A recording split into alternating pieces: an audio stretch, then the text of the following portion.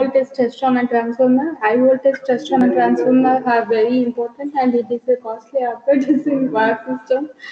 The transformer are not damaged due to transient over voltages of fiber, lightning, or power frequency.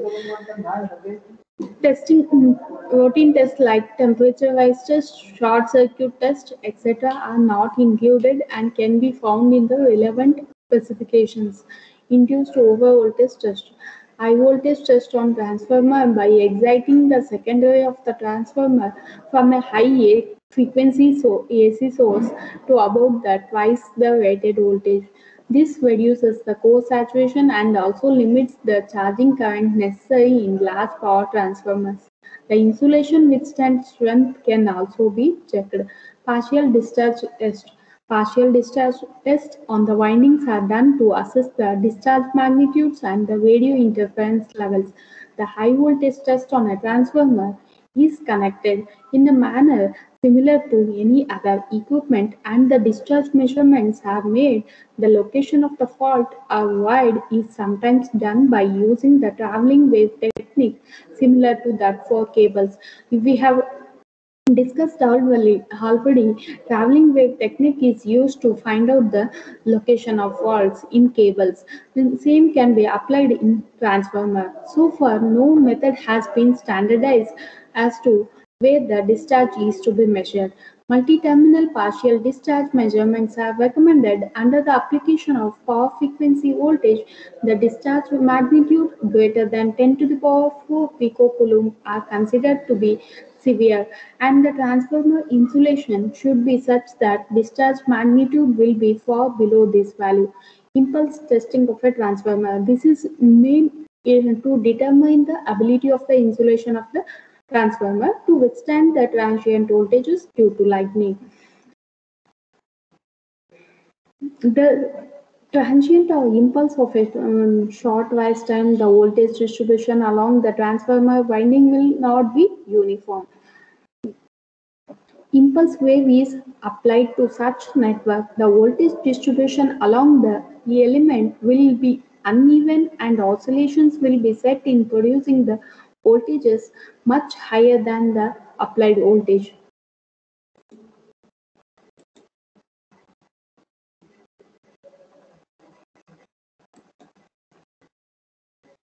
This is a circuit diagram for that equivalent circuit of a transformer winding for impulse.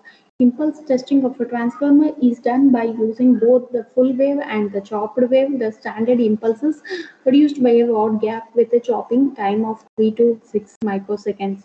But the short adjusting the standard wave shape of the impulse generators, it also reduces the sensitivity of detection. To prevent large overvoltages being induced in the windings not under test, they are short-circuited and connected to the ground. Next is the processor for impulse testing.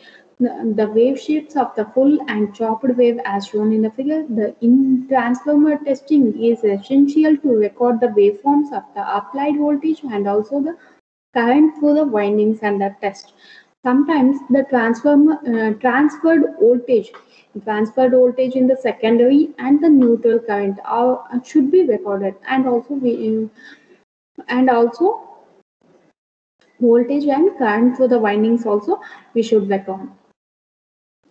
Impulse testing is done in the following sequence. First, applying impulse voltage of magnitude 75% and one full wave voltage of 100%, two chopped wave of 100%, one full wave of 100%, one full wave of 75%.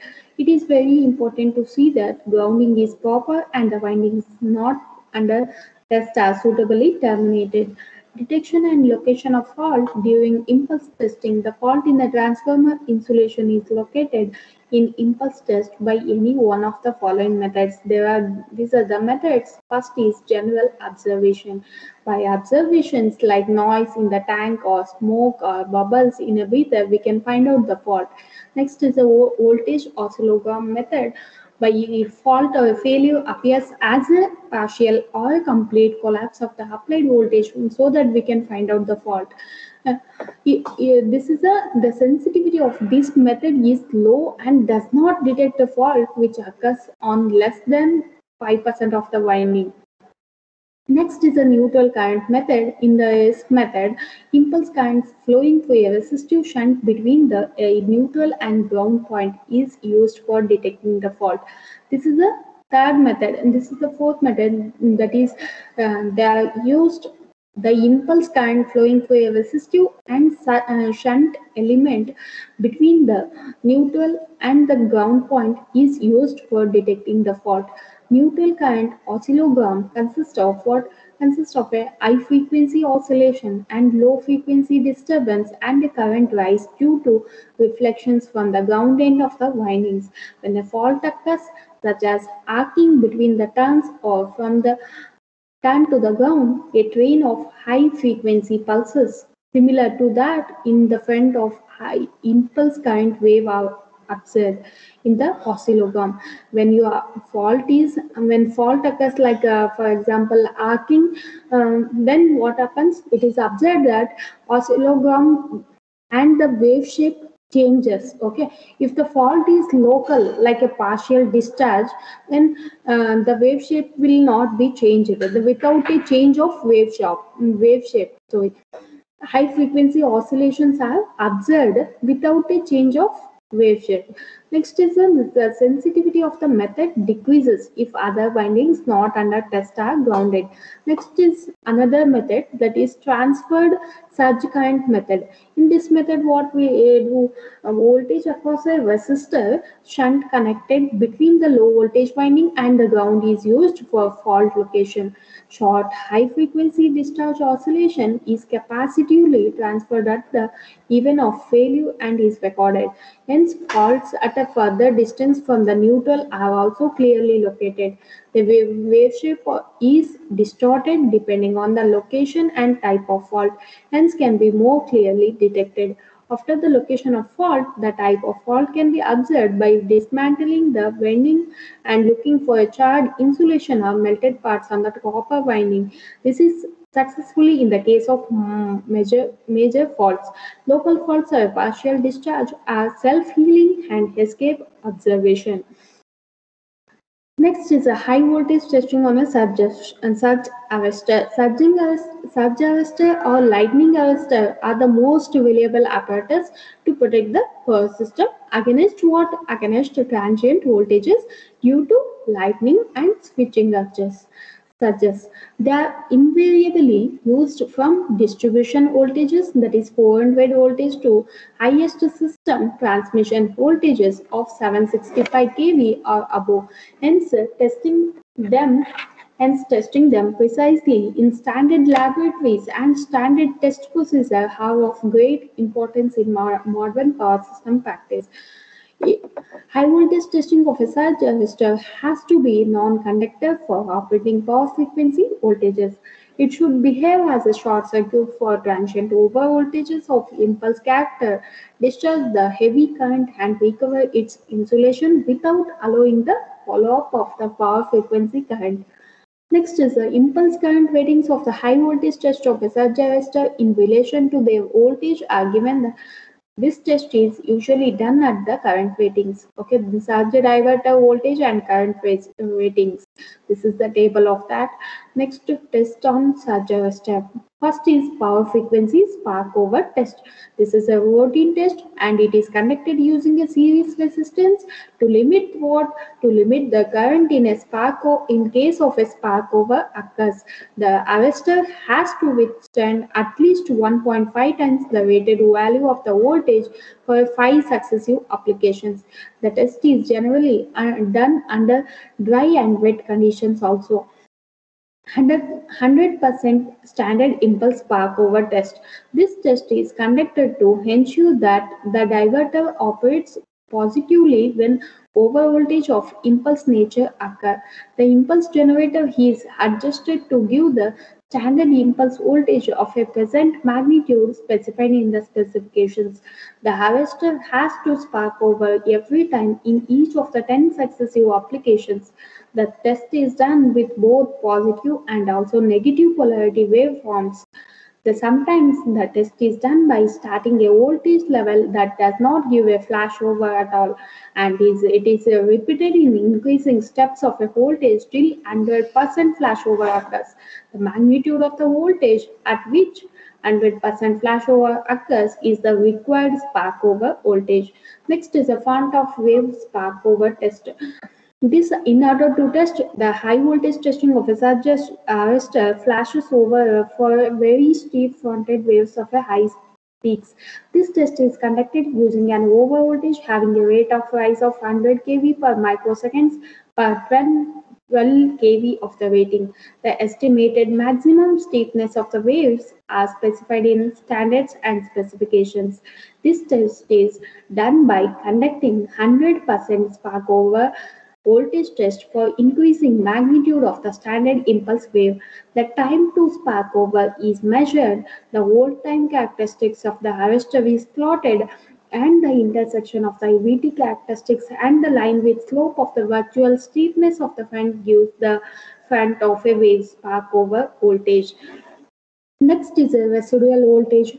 This test is conducted on prorated diverters of ratings in the range 3 to 12 kV only. The voltage developed across the nonlinear resistor units during the flow of surge currents through the resistor is called the residual voltage. The standard impulse currents of the weighted magnitudes have applied and the voltage developed across the diverter is recorded using a suitable voltage divider and a CRO. The magnitude of the currents are approximately 0.512 times the weighted currents. From oscillograph, a graph is drawn between the current magnitude and the voltage developed across the diverter prorated unit. The residual voltage corresponding to the exact rated current is obtained, that is, like V1 is the rating of the complete unit, V2 is the rating of the prorated unit test, and the VR1 residual voltage of the complete unit, VR2 is the residual voltage of the prorated unit. V1 divided by V2 is equal to VR1 divided by VR2. This is the VRM is the maximum permissible residual voltage for the complete unit. VRM divided by V1 is equal to R, that is multiplying factor of the rating for the residual voltage test, which depends on V1. Diverter is said to pass the test if VR2 is less than R into V2. High current impulse test on surge arrestor. This test is also done on prorated arrestor units in the range of 3 to 12 kV. A high current impulse wave of 4/10 microseconds of peak value mentioned in the specifications is applied to a spare unit of identical characteristics. The unit is said to pass that test if the power frequency spark over voltage before and after the test does not differ by more than 10%. The voltage and current waveforms of the diverter do not differ from significantly in the two applications. Nonlinear resistance elements in the diverter do not show any sign of a puncture or external flashover. Next is the long duration impulse current test. This test, the circuit used for generating a rectangular impulse wave consists of an artificial transmission line with the lumped inductance and capacitance. The duration of the current pulse T is given by 2 into n minus 1 into square root of LC, where n is the number of stages or sections used and L and C are the inductance and capacitance of each unit. Rectangular wave is generated if the surge impedance of the diverter is equal to square root of L by C at the test current. As per the specifications, that is 20 applications are made with a specified current in 5 groups. The interval between the successive application is about 1 minute. The diverter is said to have a passed the test if the power frequency spark over voltage before and after the application of the current wave does not differ by 10%, the voltage across the harvester at the first and the last application does not differ by more than 8%. There is no sign of a puncture or other damage. Next is the operating duty cycle test. This test is conducted on the prorated units of harvester and gives better closeness to actual conditions. The arrestor is kept energized at its weighted power frequency supply voltage. The weighted impulse current wave is applied first at a phase angle of about 30 degrees from the AC voltage zero. If the power frequency follow on current is not established, the angle at which the current wave is applied is advanced in steps of 10 degree to 90 degree or the peak position of the supply voltage wave till the follow on current is established. Next is if the power frequency voltage is reduced during the flow of current, then it can be compensated up to maximum of 10% of the over voltage. During the flow on current period, the peak voltage across the diverter should be less than or equal to the weighted peak voltage. 20 applications of the impulse current at the selected points on the voltage wave are made in 4 groups. The time interval between each application is about 1 minute, and between successive groups it is about half an hour. The harvester is said to have passed the test if the average power frequency spark over voltage before and after the test does not differ by more than 10%. The residual voltage of the weighted current does not vary by more than 10%. The follow-on power frequency current is interrupted each time and no significant change. Signs of flashover or puncture occurs to the prorated unit. Other tests, that is a mechanical test like a porosity test, temperature cycle test, and other. Pressure relief test, the voltage withstand test on the insulator housing of the diverter, the switching surge flashover test, and the pollution test. Next is a high voltage test on a radio. Many electrical apparatus like transformer, line conductors, rotating machines, etc. produce a unwanted signal, that is a unwanted electrical signals in the radio and high frequency ranges. These signals arise due to corona discharging a internal or partial discharge in the insulation, sparking at commutators and brush gear in rotating machines, etc. It is important to see that noise voltages generated in the radio and the other transmission bands are limited to acceptable values, and hence the voltage test on radio interference voltage measurements are of importance. In the surface conditions of the overhead conductors subjected to high voltage stress and very atmospheric conditions greatly influence the magnitude of the noise voltage produced. In case of solid insulators, the bonding between the porcelain and the metal pin, the binding of a high voltage conductor and the insulator surface and the surface pollution were found to be the source of this noise. This is a schematic diagram for the measurement of RIV of a high voltage apparatus in 150 kilohertz to 30 megahertz frequency range. Measurements of a radio interference voltage. This noise generated in the radio frequency band as a result of corona or a partial discharge in high voltage power apparatus may be measured by the radio frequency line to ground voltage known as the radio influence voltage or RIV, and an interfering field by means of an antenna known as the radiated radio interference voltage. The tests and the measurements done in the laboratories are RIV measurements, where field investigations with the portable radio receivers are RI measurements. High voltage test on radio noise meter used in the laboratory consists of a portable radio receiver with a local oscillator and a radio frequency amplifier, a mixer, and an intermediate frequency amplifier, and a detector similar to that of standard radio receivers, and operates in the frequency range that 150 kHz to 30 MHz.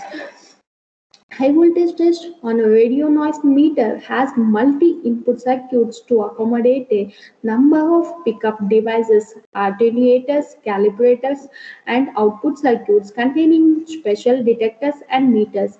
The detector circuit consists of a diode detector in series with a resistance charging a parallel RC circuit. The detector circuit is provided with a measuring device to measure either average value or peak value or quasi-peak value. Next, the voltmeter provided at the end of the detector has an input impedance of 50 to 70 ohm. 75 ohm. This is the circuit for measurement of RIV from the conductors of an energized system. Next, the test circuits for the measurements. The important components are the ratio frequency choke to limit the loss of a RIV voltage and to conduct energy from the sample. The choke itself should be free from noise and its impedance should be less than 1500 ohm. The coupling capacitor, it should be free from noise in the operating range and the resistance of R should be equal to 800 ohm. The value indicated by the meter gives the conducted high voltage test on a radio noise from the test sample. Coaxial cable of a characteristic impedance 185 ohm shall be connected between the resistance R and the radio noise meter. This is the circuit diagram for measurement as given by a British standards RIB measurement. High voltage test on radio noise meter measurements as stated. The information regarding the specifications of the meter used, the frequency range of measurements and the band pass characteristics, open circuit breaker and the detector open circuit and the detector characteristics have to be mentioned. Nowadays, transmission system of 400 kV and above high voltage test on a radio noise voltages are of importance. Corrective measures have to be adopted for various apparatus and hardware to minimize the radio and television band noise. This is this this completes fifth module.